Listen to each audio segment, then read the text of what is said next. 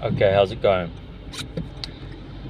So Shakur Stevenson, um, one of the most boring fighters of all time. Not comparable to Devin Haney, but he's up there.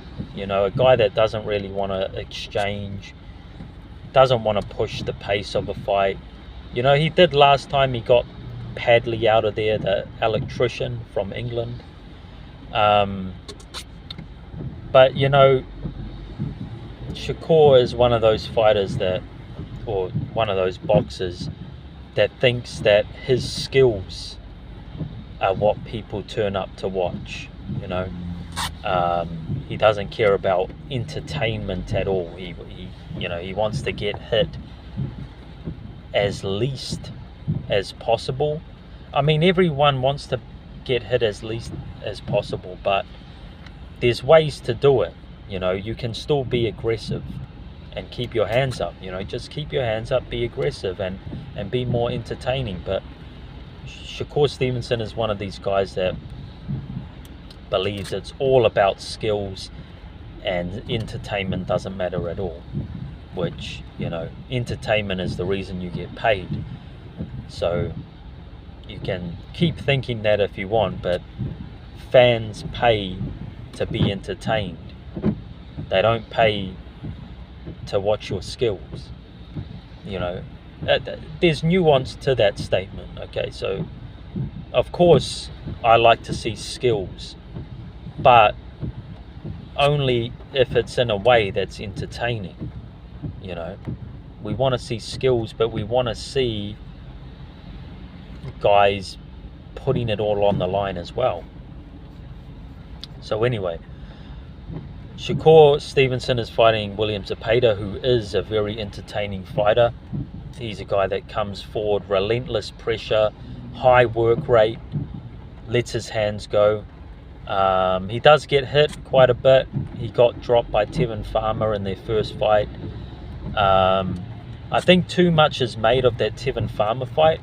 People are saying now that ZEPEDA isn't that good because he had 2 fights with Farmer and went the distance both times, and Farmer dropped him in the first fight, and then Farmer goes in with Floyd Schofield and gets stopped in round 1. So people are looking at those 2 things and going, ZEPEDA's trash, basically. I don't think that's the case. I think ZEPEDA is very good, and his work rate is unnormal. It's not normal to see a guy work as much as he does. He throws a lot. So yeah, you've got a interesting clash of styles here. One guy doesn't want to get hit at all and likes to pot shot, and the other guy doesn't really care if he gets hit, and he lets his hands go a lot.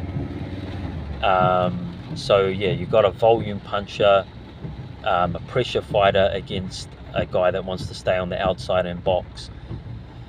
Listen, I've got to go for the pressure fighter. I believe in the guy that goes forward is the guy that should be rewarded, the guy that lets his hands go and entertains. Obviously he's got to land punches as well, and Shakur Stevenson is very slippery. He's hard to hit. But I do think William ZEPEDA will outwork Shakur Stevenson. That's the way I see it.